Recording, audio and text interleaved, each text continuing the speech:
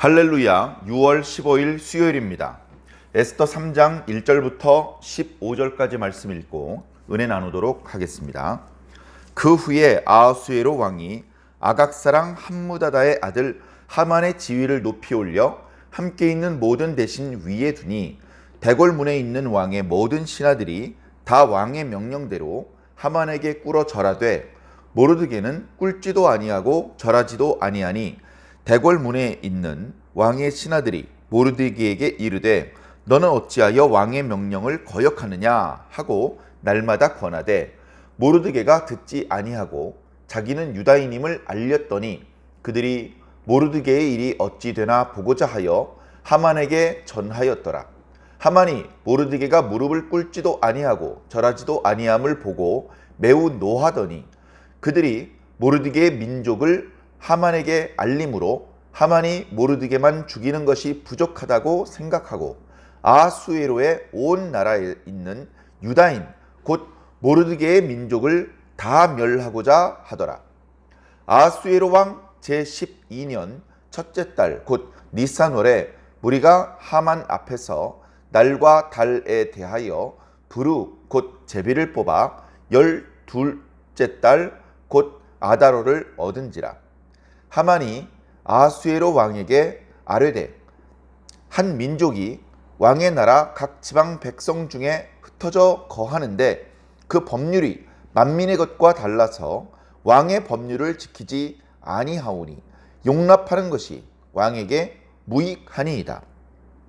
왕이 옳게 여기시거든 조서를 내려 그들을 진멸하소서. 내가 은 1만 달란트를 왕의 일을 맡은 자의 손에 맡겨 왕의 금고에 드리리이다 하니 왕이 반지를 손에서 빼어 유다인의 대적 곧 아각 사람 함무다다의 아들 하만에게 주며 이르되 그 은을 네게 주고 그 백성도 그리하노라. 너의 소견에 좋을 대로 행하라 하더라. 첫째 달 13일에 왕의 서기관이 소집되어 하만의 명령을 따라 왕의 대신과 각 지방의 관리와 각 민족의 관원에게 아하수에로의 왕의 이름으로 조서를 쓰되 곧 각 지방의 문자와 각 민족의 언어로 쓰고 왕의 반지로 인치니라. 이에 그 조서를 역졸에게 맡겨 왕의 각 지방에 보내니 12째 달 곧 아달월 13일 하루 동안에 모든 유다인을 젊은이, 늙은이, 어린이, 여인들을 막론하고 죽이고 도륙하고 진멸하고 또 그 재산을 탈취하라 하였고 이 명령을 각 지방에 전하기 위하여 조서의 초본을 모든 민족에게 선포하여 그 날을 위하여 준비하게 하라 하였더라. 역졸이 왕의 명령을 받들어 급히 나가매 그 조서가 도성 수산에도 반포되니 왕은 하만과 함께 앉아 마시되 수산성은 어지럽더라. 아멘. 아멘. 에스더 말씀은 1장부터 10장까지로 구성되어 있지만 각 장의 분량은 그렇게 길지 않습니다.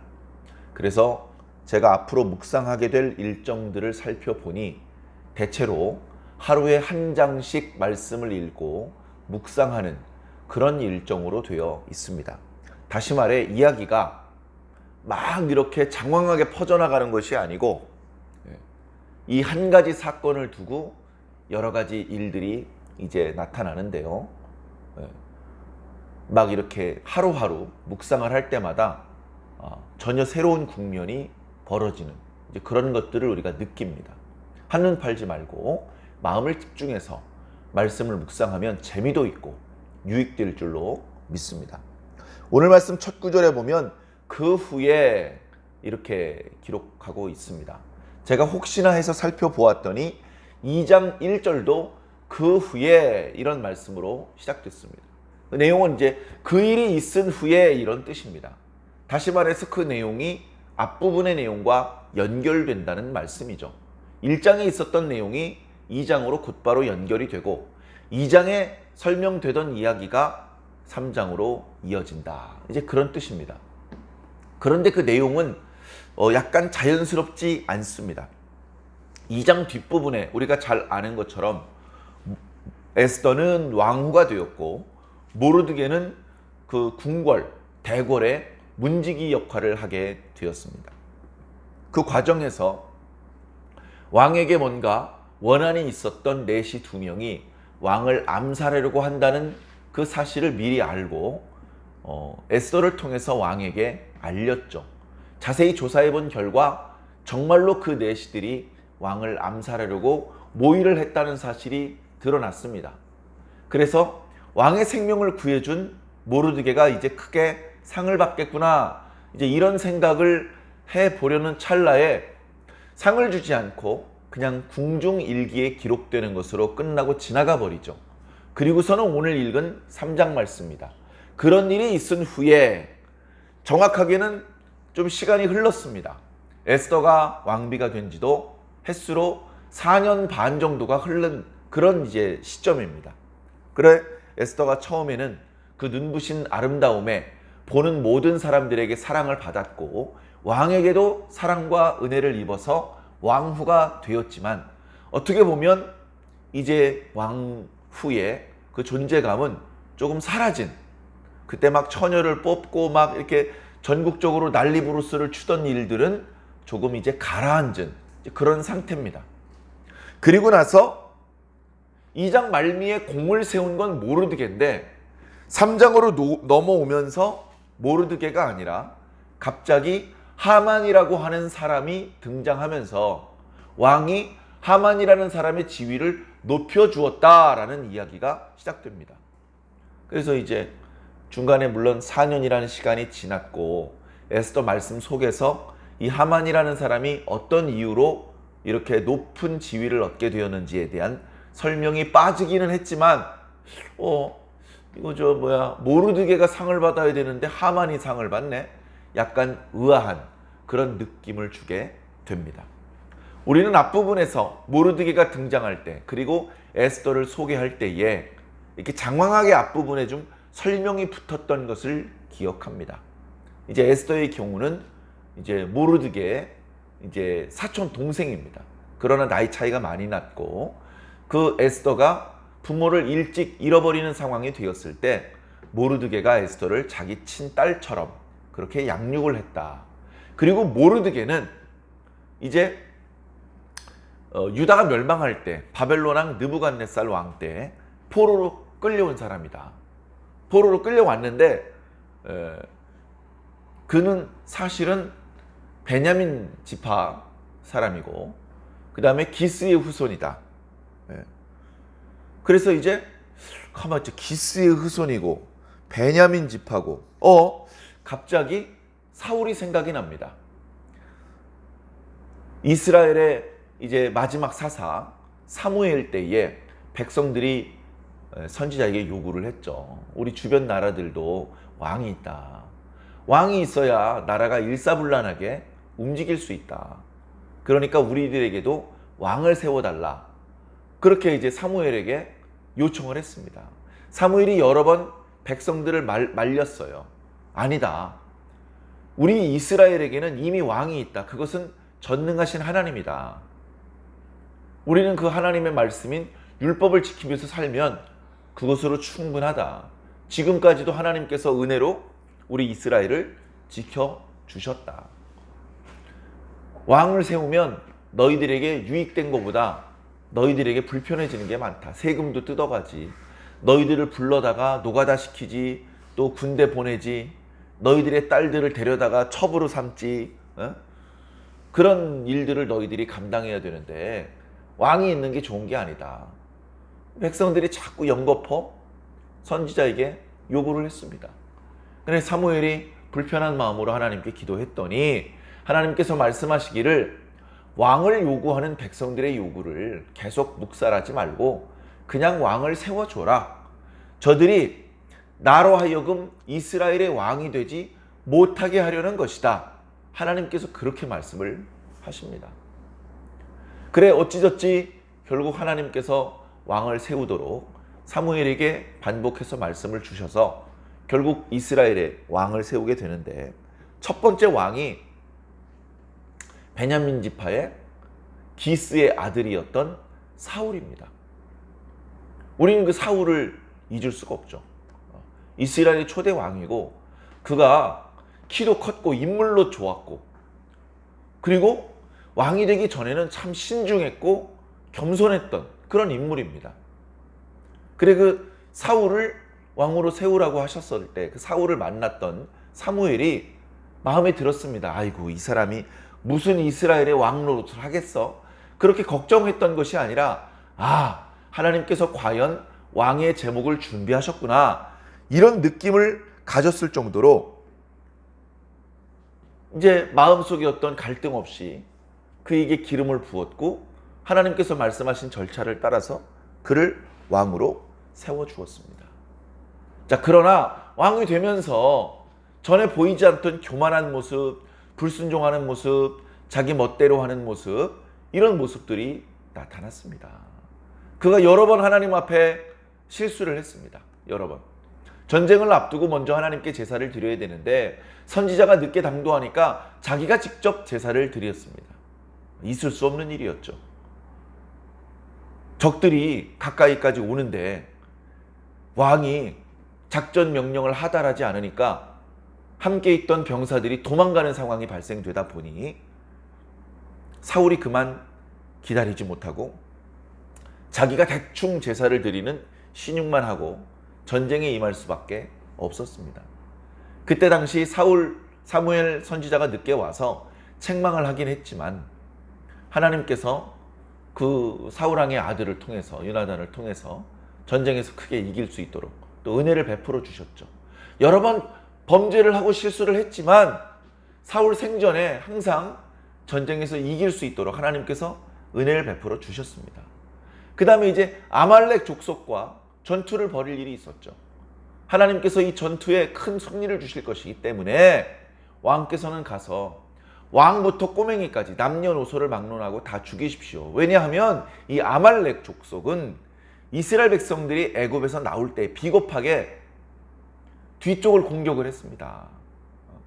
그 행렬에서 뒤처진 나이 많은 사람, 또 여자들, 어린아이들, 이 힘없는 사람들을 공격해서 죽이고 약탈했던 비겁한 사람들입니다. 그래 하나님께서 율법에 여러 차례 아말렉 족속을 멸하라고 그렇게 말씀을 하셨는데 아직도 아말렉 족속이 저렇게 살아서 지금도 이스라엘 백성들을 괴롭히고 있으니 이번 전투에 반드시 승리하고 아말렉 족속에 좀 속된 말로 씨를 말리십시오. 심지어 하나님의 분노를 그들에게 쏟아야 되기 때문에 그들이 가지고 있던 물건을 약탈할 생각하지 마시고 그들이 기르던 짐승들을 아깝게 생각하지 마시고 다 죽여야 됩니다. 그렇게 이제 명령을 내렸습니다. 그런데 결국 그 말씀대로 순종하지 않았어요. 어떻게 했냐면 짐승들 중에 살찐 소들을 끌고 옵니다. 그리고 아말렉 사람들을 다 죽였는데 아말렉의 왕 아각을 살려가지고 왔습니다. 그래가지고 선지자가 전쟁에서 승리해가지고 돌아오는 사울 왕과 이스라엘 군대를 영접을 하면서 축복을 해주려고 그랬는데 소가 우는 소리가 들리는 거예요. 그래서 축복을 해주려고 나왔다가 크게 책망을 합니다. 도대체 지금 뭐 하는 겁니까? 이 소리가 뭡니까? 소 우는 소리는. 그랬더니 소들을 다 죽였습니다. 모든 짐승을 다 죽이고 요 몇 마리를 전쟁을 승리하게 해주신 하나님께 감사의 제사를 드리기 위해서 끌고 오는 겁니다. 선지자가 그 유명한 말을 하죠. 하나님께서 이 소와 양들의 이 제물, 제사, 기름 그걸 좋아하시겠습니까? 당신의 목소리를 순종하는 걸 좋아하시겠습니까? 하나님께서는 당신의 목소리 순종하는 걸 좋아하십니다. 언제 아말렉 사람들을 다 죽이라고 명령을 하셨지 감사의 제물을 바치라고 그런 명령을 내렸습니까? 이 아각은 왜 살려온 겁니까? 그래가지고 선지자가 그 자리에서 아각을 죽입니다. 이스라엘 하나님과 이스라엘 민족의 원수를 그 자리에서 갚죠. 그리고서는 감사 제사를 드리지 않고 그 자리를 떠납니다. 백성들, 부하 장수들이 있는 데서 사울 왕의 체면이 말이 아니죠. 그때부터 점점점 육적으로도 파리하고 영적으로도 악몽에 시달립니다. 하나님께서 이스라엘의 왕으로 세우시면서 부어주셨던 성령이 떠나가 버립니다. 참 어려운 시기를 보내죠. 그리고 마지막으로 무당을 찾아갑니다. 왜? 기도도 응답이 없고 선지자를 통해서도 꿈을 통해서도 아무 응답이 없기 때문에 무당을 찾아가는 죄를 또 짓습니다. 자, 그러다 보니 이 아말렉 족속하고 사울하고는 원수지간입니다. 좋은 관계일 수가 없죠. 그래, 지금 모르드게가 베냐민 집하고 기스의 자손이고, 거기다가 그 말씀을 보면 시므이의 손자라고 표현하고 있는데, 시므이, 사울 왕이 바로 시므이 족속이거든요. 그래서 이제 모르드게를 소개를 할 때 사울 왕이 언뜻 떠올랐던 것입니다. 자, 그런데 오늘 3장에 보니까 갑자기 새롭게 등장하는 하만이라는 사람이 있는데, 이 하만이 누구냐? 아각 사람이다. 아각. 사무엘이 전쟁에서 아말렉 사람들을 다 죽이고 왕을 한 명 사로잡았는데 그 왕의 이름이 바로 아각입니다. 이 하만이 바로 아말렉 사람이었던 겁니다. 지금 온 세상이 페르시아에 의해서 이렇게 통일돼 버렸는데, 거기에 소수민족으로 아말렉 족속도 있었고 유다 족속도 있었고, 그 유다 족속 중에서 모르드게는 사울의 후손으로서 지금 대궐 문지기를 하고 있고, 아말렉 족속의 후예였던 하만은 어떤 이유에서인지 왕에게 크게 칭찬을 들으면서 가장 높은 지위에 올랐던 것이죠. 이 둘 사이에는 뭔가 이제 갈등이 있을 것이 뒤의 이야기를 읽어보지 않아도 마음속으로 느껴집니다. 자, 왕이 하만이라고 하는 이 사람 앞에 이제 하급 공무원들이 전부 다 절을 하도록 그렇게 이야기를 했습니다. 상급 공무원한테 하급 공무원이 깍듯하게 인사하는 것은 굳이 규례로 정할 필요가 없어요. 이걸 왕이 명령을 내립니다. 그러다 보니까 이제 하만이 그 도성문을 지나다닐 때마다 그 서 있던 관리들이 다 꿇어서 절을 합니다. 근데 모르드게가 절을 안 하는 거예요. 그냥 상급 관리자에게 절을 안 하는 정도가 아니라 왕명을 어기고 있는 겁니다. 이제 그때만 해도 하만은 누가 자기한테 절을 안 하고 있는지 그런 것도 몰라요. 근데 옆에 같이 대궐 문지기로 일하는 동료들이 얘기를 합니다. 이보게, 자네는 왜 꿇지를 않는가?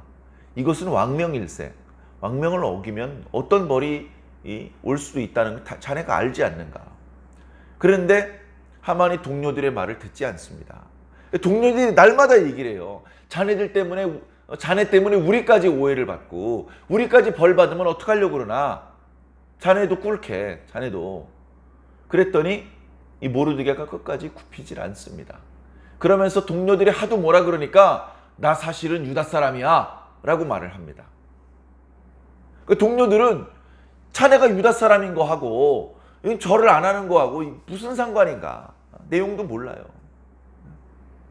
이제 여기서부터 뭔가 위기감이 느껴지는 것이, 이제 모르드게가 자기 사촌 동생이 왕후가 될 때는 절대로 네가 유다 사람이라는 것을 말하지 말라라고 그렇게 신신당부를 했거든요. 에스더는 그 당부대로 절대 이야기를 하지 않고 잘 지내고 있었습니다. 그런데 그렇게 말했던 모르드게가 스스로 자기가 유다 사람이라는 것을 지금 공개를 해버린 거예요. 자, 생각을 해보면, 자, 유다 사람들은 어떤 사람입니까? 오직 하나님께만 경배를 드리는 사람들입니다. 이미 과거 느부갓네살 왕 때 다니엘의 세 친구 미사엘, 하나냐, 또 아사랴, 이 세 친구가 왕이 이제 신상을 만들어 가지고 절을 하라고 했는데 절을 안 했어요. 왕명을 어겼다 그래서 죽이려고 잡아왔습니다. 마지막으로 한 번 더 기회를 준다.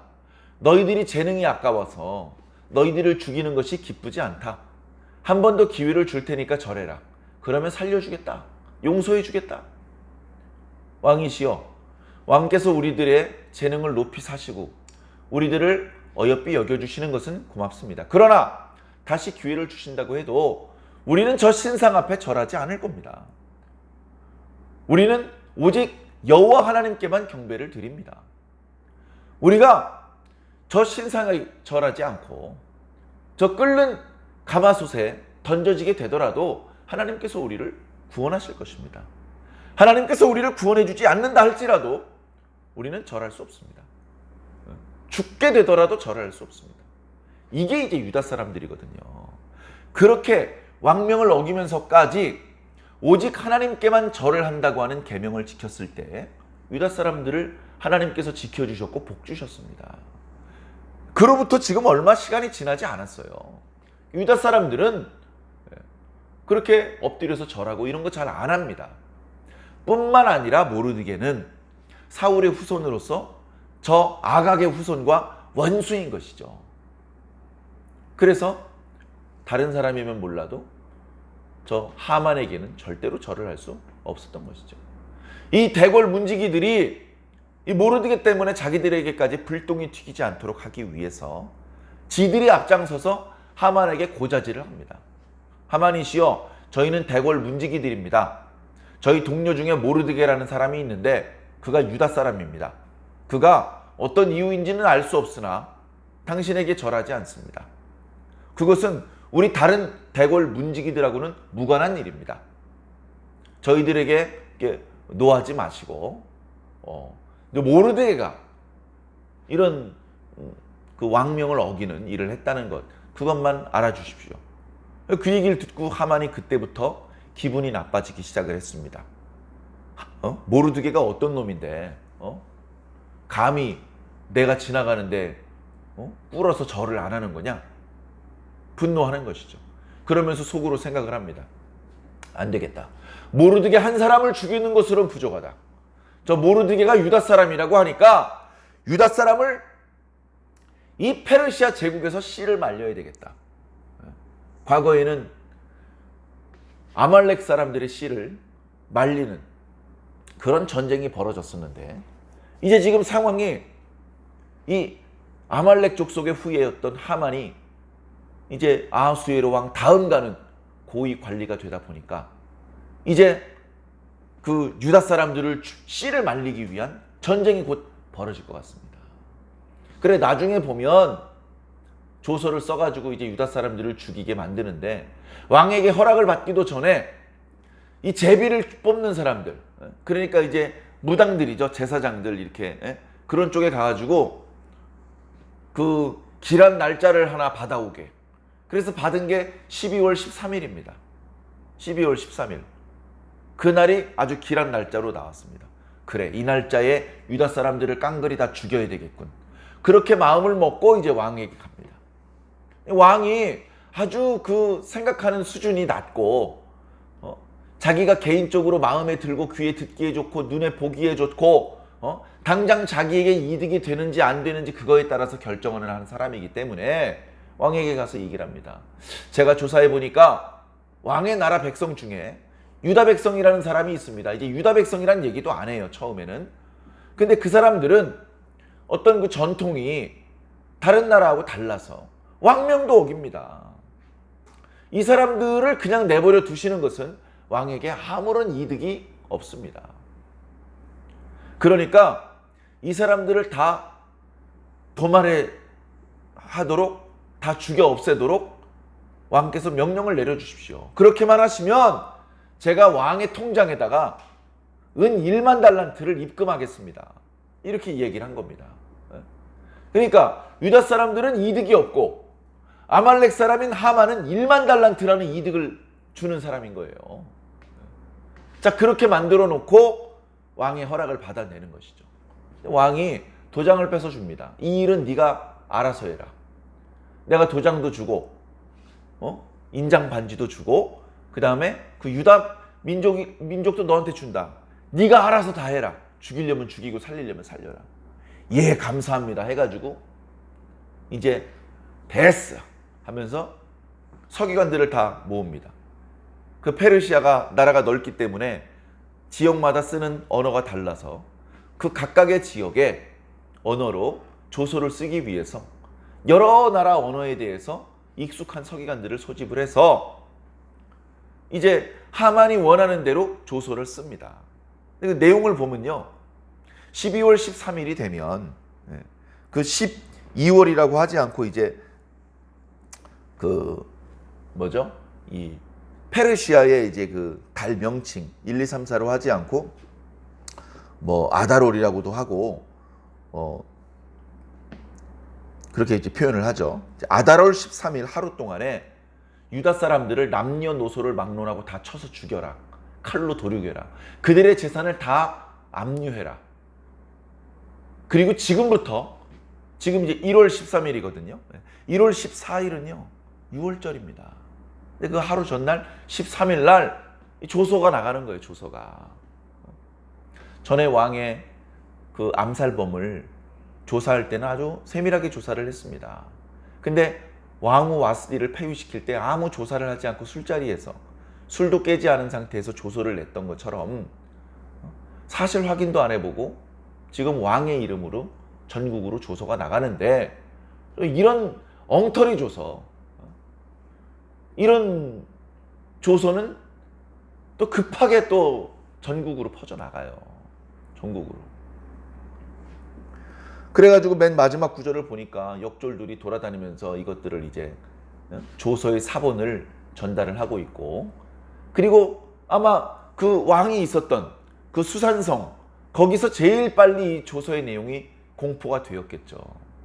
그러니까 이 내용이 공포가 되다 보니까 소란소란합니다. 이게 무슨 소리야?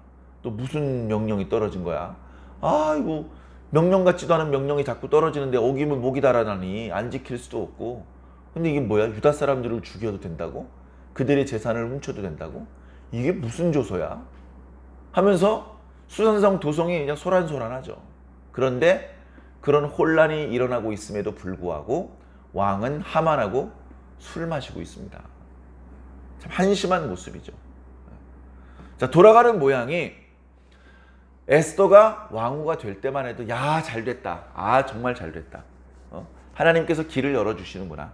하나님께서 복을 주시는구나. 이런 느낌을 받았었는데 갑자기 의도치 않게 위기를 맞이했습니다. 우리가 소설을 읽을 때도 뭐 발단, 전개, 위기, 절정, 결말 뭐 이런 이야기를 하는데요. 지금 위기의 상황입니다. 이야기가 꼬이기 시작을 했어요. 그리고 주인공들이, 착한 사람들이 어려움을 당할 수밖에 없는 그런 상황으로 자꾸 흘러가고 있습니다.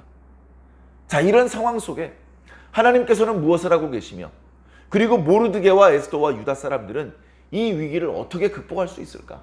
우리가 앞에서 보았지만 페르시아의 규례라는 것이 엉터리입니다. 그러나 그것을 지키지 않았을 때 목이 달아날 수밖에 없는 그런 규례들이기 때문에 사실 이런 상황이라면 유다 사람들이 목숨을 부지하기가 어려운 상황입니다. 자, 이 문제가 어떻게 해결될지 상당히 궁금해지고 마음이 조마조마해지는데요. 물론 우리는 그 결말을 알죠. 그리고 그 결말을 모른다 하더라도 야, 하나님께서 살아계신데 하나님의 백성들이 이렇게 허망하게 멸절되도록 버려두시겠어? 예루살렘으로 귀환한 유다 사람들만 이뻐하시고 페르시아에 남아있는 유다 사람들을 버리시겠어? 아니야. 어떻게든 하나님께서 길을 열어주실 거야. 길을 열어주실 그런 뜻이 없으셨다면 모르드게가 대궐문지기가 되고 에스더가 페르시아의 황후가 되지도 않았겠지. 이제 그런 마음이 물론 듭니다만 그래도 이게 쉽게 풀릴 것 같지는 않은 그런 두려움, 조마조마한 마음이 듭니다. 어떻게 보면 우리 일상도 그래요. 그냥 별일 아닌 것, 가벼운 것, 이런 일들도 있지만 조금 부담스러운 일들도 하다 보면 있습니다. 아, 부담스럽네. 아, 이거 어떡하지? 이거 잘할 수 있을까? 이런 부담을 주는 일들이 이렇게 생활을 하다 보면 중간중간에 이제 있습니다. 그러면 어떻게 됩니까? 바로 그 부담스러운 일 때문에 기도하게 됩니다. 바로 그 부담스러운 순간 때문에 근신하게 되고 허리띠를 풀어놓고 이제 느슨하게 늘어져 있는 것이 아니고 중간중간에 이제 근신하게 되는 것이죠.